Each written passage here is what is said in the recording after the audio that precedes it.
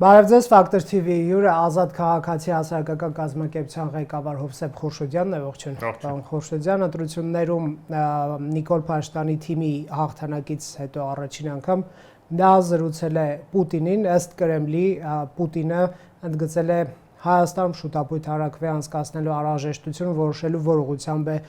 երկիրը գնում, ԵՄ թե ԵՏՄ Նիկոլ Փաշինյանը ի պատասխան ընդգծել է հարակվի անցկացումը հնարավոր է միայն ԵՄ-ին անդամագրվելու նպատակով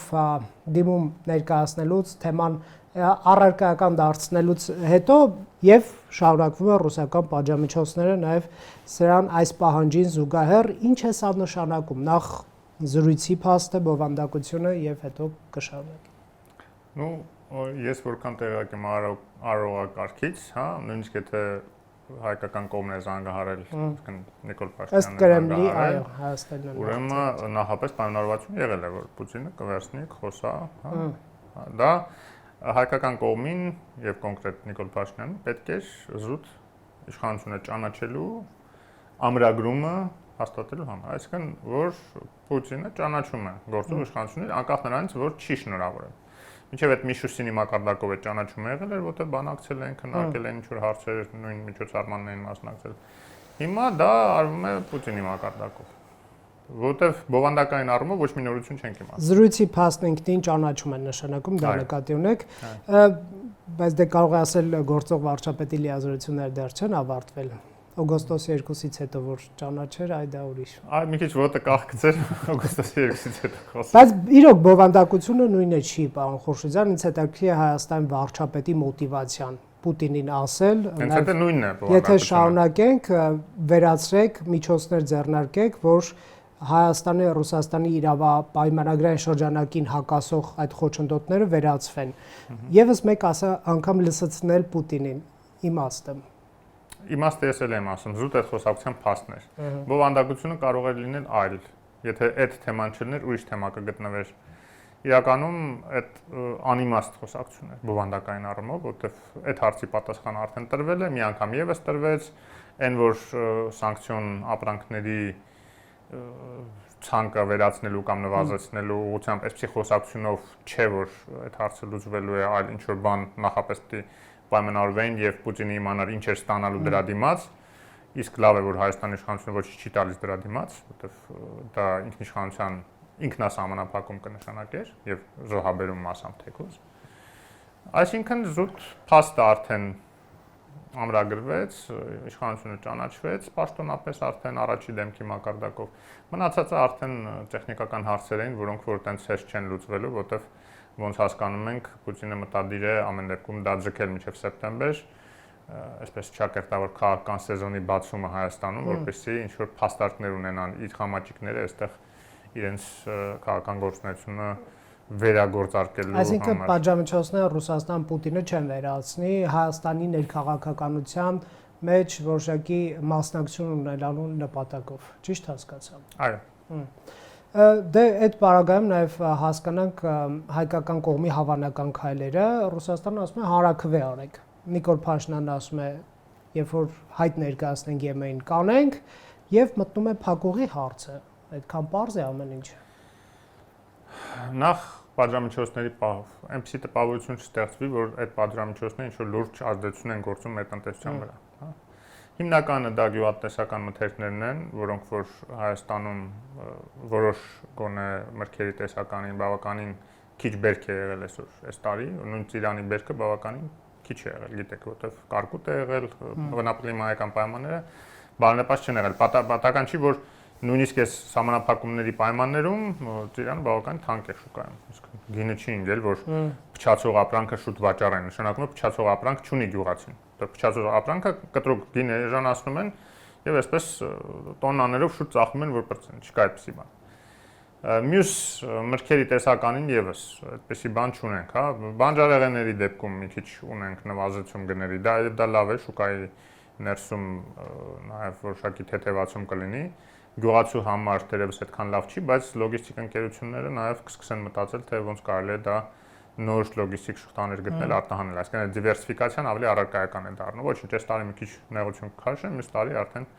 այդ ուղիները կունենանք։ Հիմա դուք գիտեք նաև շրջանցող ինչ որ բաներ են գտնում նույն այդ հայկական ապրանքները, ելի Ռուսաստան ամեն դեպքում հասնում է եւ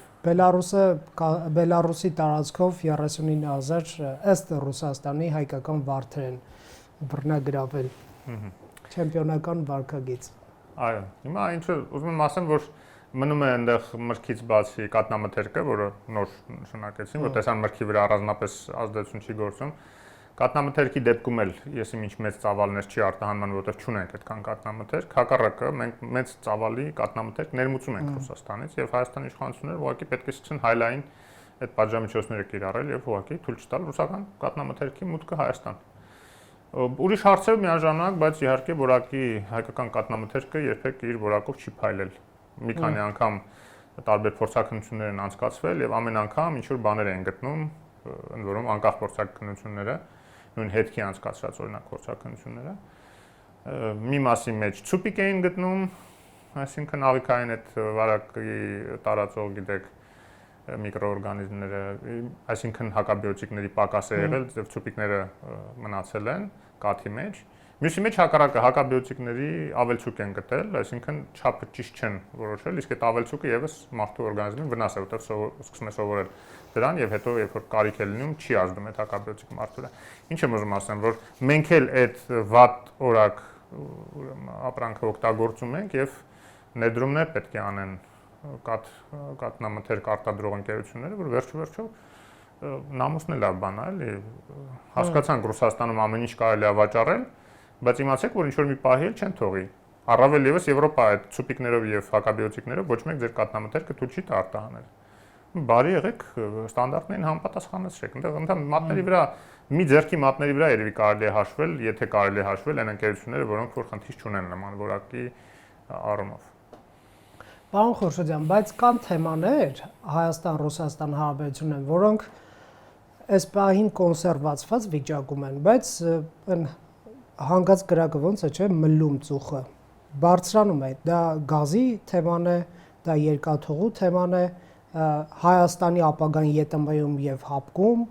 եւ ընդհանրապես Ռուսաստանի հետ ռազմաքաղաքական, նաեւ տնտեսական հարաբերություններ մի քիչ ավելի եթե գլոբալ նայենք, ինչ է սպասվում ընդհանուր Հայաստան-Ռուսաստան հարաբերությունում։ Սրանք դետալներ են, սրանք մասնիկներ են։ Եկեք ֆոկուսը մի քիչ մեծացնենք։ Հայ-թուրքական հարաբերությունների կարգավորումը կբերի նրան, որ Հայաստանը լիովին արդեն ազատ կլինի ռուսական ռազմական իրավապայմանագրային այդ բազաները վերացնելու ուղղությամբ։ Նո հապկից դուրս գալ մասին նույնիսկ չեմ խոսում, դա արդեն համարենք, որ չկա էլ հապկում Հայաստանը, բայց մյուս տասնյակից ավելի ռազմաքաղաքական պայմանագրեր եւ նաև տնտեսական ԵԱՏՄ-ի հետ կապված, ԵԱՏՄ-ի անդամակցությունը, այլ տնտեսական համաձայնագրեր, նույնիսկ ԱՊՀ-ի շրջանակներում բազմաթիվ իրավակարգավորումներ կան, որոնք որ հեշտացնում են առևտուրը, այդ թվում անմաքս առևտրի մասն է խոսքը եւ այլն։ Այդ ամբողջը շատ հեշտ կկարողանա շրջանցել ցանկացած ճնշում Հայաստանը, ուղղակի հրաժարվելով այդ պայմանագրերից, եթե հայ-թուրքական հարաբերությունները կարգավորվեն։ Ուրեմն ինչ է Ռուսաստանի համար ամենակարևորը, թույլ չտալ այդ կարգավորումը եւ ինչ է դրա համար անում, աշխատում է Ալիևի հետ, որտեղ իր շահերը համընկնում են Ալիևի հետ, որտեղ Ալիևն էլ չի ուզում, որ հայ-թուրքական հարաբերությունները կարգավորվեն, որտեղ ինքն էլ լծակ կորցնի Հայաստանի վրա եւ Հայաստան ավելի դինամիկ զարգացում կապահովի։ Հիմա արդեն մենք Ադրբեջանից առաջ ենք ընկել մեր տնտեսական զարգացմամբ եւ համախառն ներքին արդյունքով մեկ շնչի ընկնող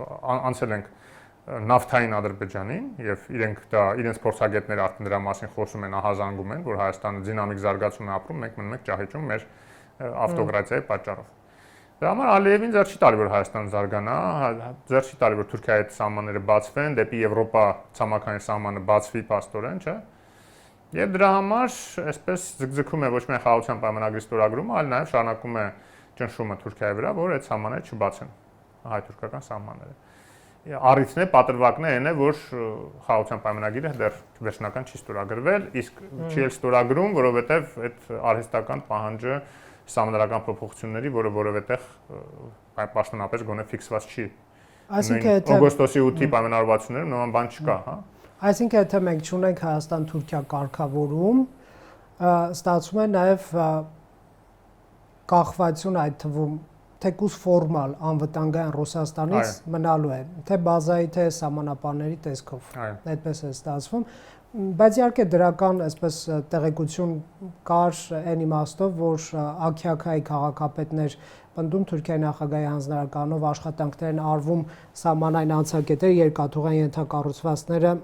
բացմանը նախապատրաստելու ուղղությամբ հայ լրագրողների խումբ է այնտեղ գնացել եւ Աքյաքա-Գյումրի երկաթուղային ճանապարհի ենթակառուցվածքները մի 2-3 ամսից վերականգնված կլինեն, բայց իհարկե նա Թուրքիայի պաշտոնական տեսակետը կրկնել է քաղաքապետը, որ պետք է ստորագրեք Ադրբեջանի հետ պայմանագիր։ Հիմա ընդդիմությանը, եթե լսենք հայաստանյան, նրանք սահմանադրական փոփոխությունների հարցը համարում են ենթադրյալ տրիգերներից մեկը իշխանափոխության եւ հակաիշխանական պայքար ծավալելու, փողոցը եւ ազգային ժողովը համատեղելու։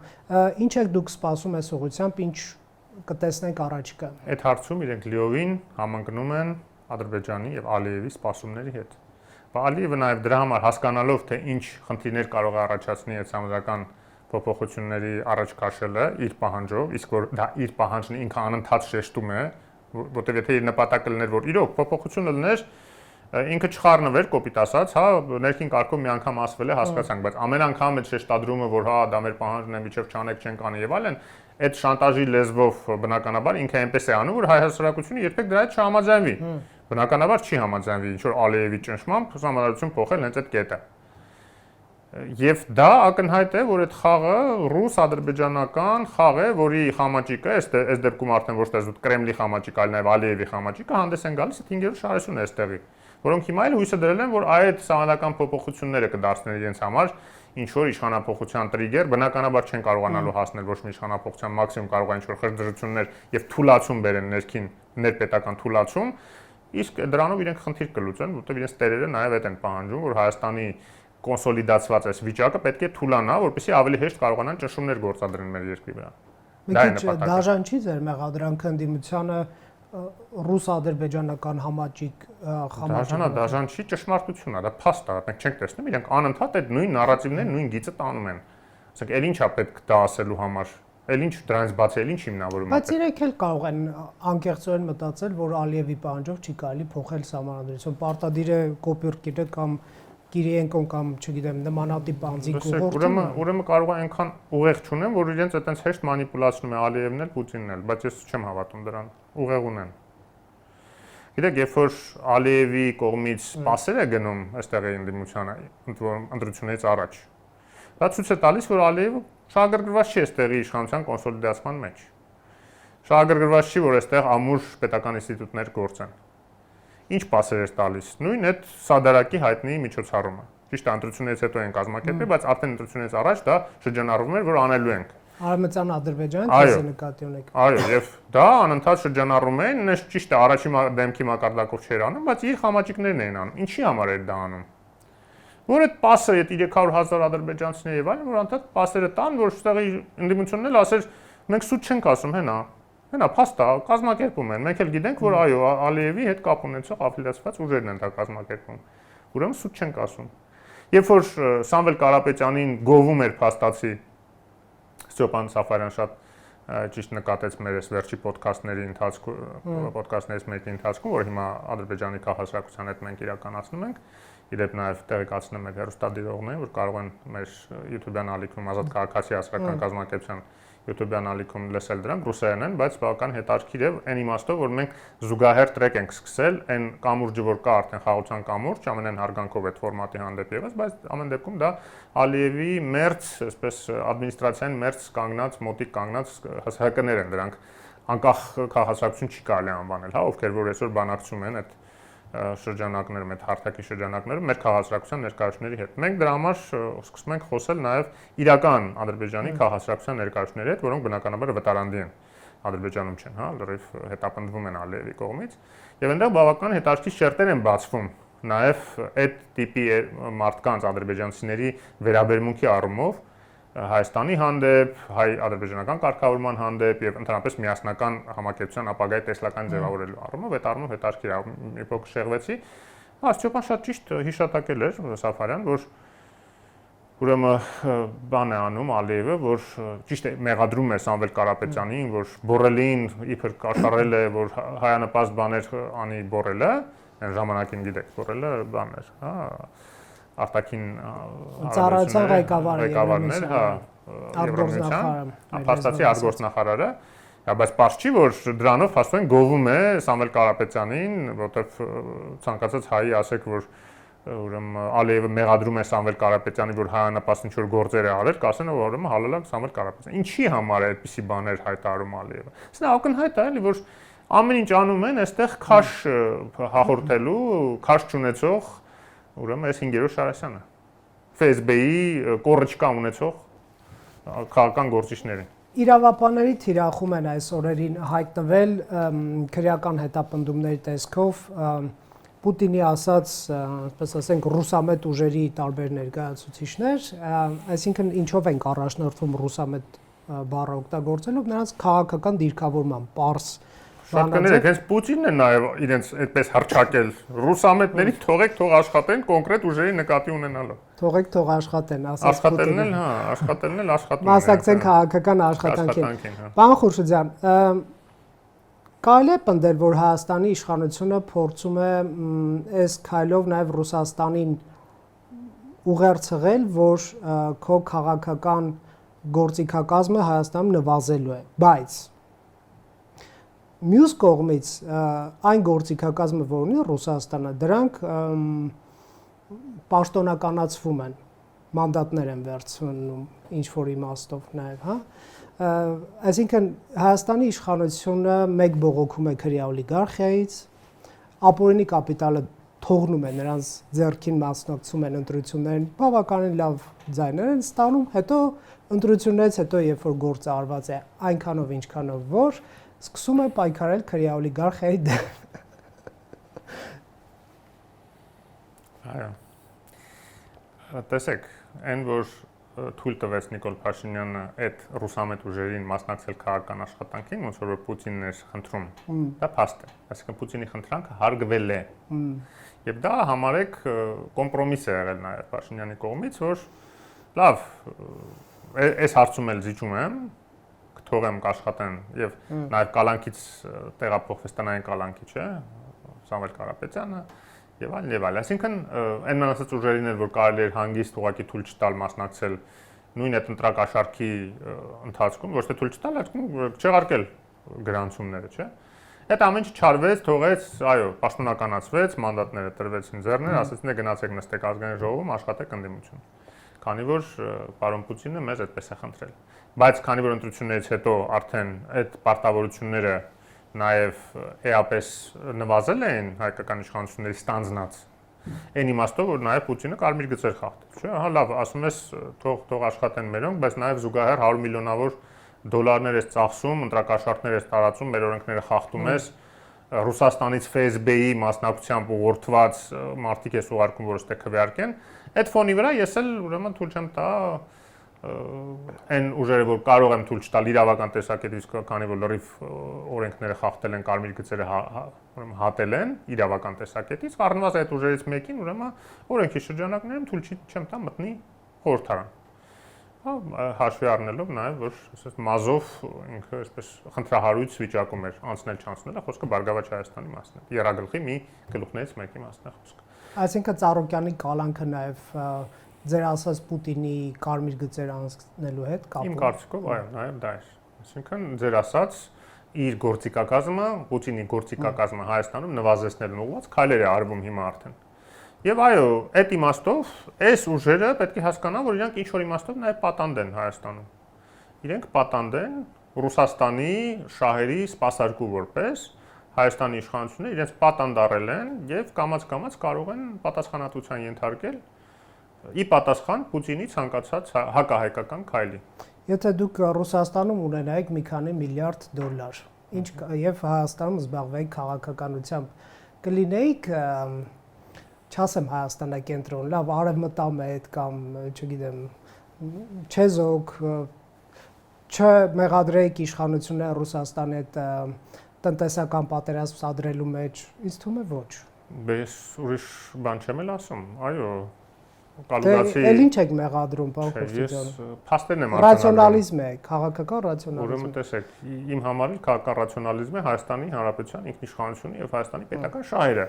Հիմա ես էլ իրավունք ունեմ ասել, որ այո, Կալուգացուի օլիգարխը համաձայնվելով ձեր հետ, այո, ինքը իր 3 միլիարդը, թե 3.5 միլիարդը, որ Ռուսաստանում կուտակել է, ստիպված է իր տված հանձնարարականներ հրահանգները կատարել։ Դրա դեմը պետք է առնել։ Ասում եք պատանդ է։ Ազատագրման ճանապարհ ո՞րն է, եթե հավատանք ձեզ պատանդ է։ Դե եթե Հայաստանի իշխանությունները պինդ լինեն, այդպես հեշտ չի լինի ազատագրվելը, իր կատարած խախտումները ինքը պետք է լիարժեք, այսպես պատասխան տա այդ խախտումներին։ Եթե դուք պնդում եք, որ Ռուսաստանի, այսպես ասենք, շահերն են սպասարկում դրա բերումով են պատանդ ռուսների ձեռքին, ո՞նց են ազատագրվելու, եթե այսպես պորտալար կա։ Դե գիտեք, բան կա, զղջման ինստիտուտ կա, ապաշխարանքի ինստիտուտ, դե ուրիշ բան չկա, եթե մարդը այդ փողերը գրավի պես թողել է Ռուսաստանում եւ եկել է այստեղ, իդեպ էլի եմ ասում, դե հարցա, թե եթե ինքը չհամաձայնվեր այդ պատվերը կատարելու, իսկ ես վստահ եմ ինքը մեծ հաճույքով չի համաձայնվել ռուսական այդ քաղաքական պատվերը կատարելու, քաղաքական գործիչ դառնալու, Իվանիշվիլի դառնալու եւ Հայաստանը վերցնելու, գրավելու այդ պատվերը կատարելը, ես վստահ եմ ինքը հաճույքով չի անում։ Հա, որտեվ ինքը ուրիշ ոլորտի մարդ է, ուրիշ աշխարհի մարդ է, երբեք նման հավակնություններ չի ունեցել, բայց քանի որ կապիտալը փրկելու հարց կա, իրեն ասել են ինքը ստիպված անում է, որտեվ եթե չաներ, այդ կապիտալը ձերս կխլեին ուղակի։ Ու ինքը առաջինը չի, ինքը վերջինը չի, այդ թվում հայրից Լևոն Հարապետյանը ձեզ օրինակ հիշում եք ինչ արեցին, հələ կապիտալ խլելուց բացնել, վերջինը սպանեցին այդ մարդուն, չէ՞։ Հիմա նույնը սա, գիտի, ինչ կարա լինի, եթե ինքը ղեկավարության եւ ՖՍԲ-ի հանձնարարականները չկատարի։ Դրա համար գուցե նաեւ իր համար լավագույն տարբերակն էր այստեղ իր համար հով իր տանը նստել, որտեվ գոնե իր անվտանգությունն ու առողջությունը այստեղ երաշխավորված է այդ իմաստով, հա, ռուսական նստել իր տանը եւ լսել Փաշինյանի խոսքը, որ քրեա օլիգարխիան կազմալուծվելու է։ Քրեա օլիգարխիան մենակ մարդուն չեզոքացնելը չէ, ինստիտուտները կազմալուծելն է եւ հեծերը ազգայնացնելը եւ այլն, այդ ուղղությամբ քայլերը, նաեւ հիմա ցեմենտի գործարանը տարբեր ուրեմն սեփականություններ եւ այլն հանրային դաշտ բերելը եւ հանրությանը վերադարձնելը, այդ կազմակերպման ուղղությունն է, որտեղ ամենակարևորը ֆինանսավորման հոսքերը, ֆինանսական հիմքերը քրեա օլիգարխիայի կազմակերպելն է, որը վերջապես սկսել են անել։ Տարիներ շարունակ քաղաքասրակությունը, քաղաքական ուժերը պահանջում էին արեք, դա ունեզրկեք թալանչիներին եւ իրենց թալանածը վերադարձեք հանրությանը, որ գոնե նաեւ քաղաքական գործունեության փող չունենան զբաղվելու։ Որտեւ այս բազմաթիվ լրատվամիջոցները բուծած իրանց ինչու են սնվում։ Իրանց նախկինում հանրության թալանած փողերով։ Տեսեք, Ռուսաստանը ունի կոնկրետ ազդեցության տարածքներ, նշեցինք, հա, գազ,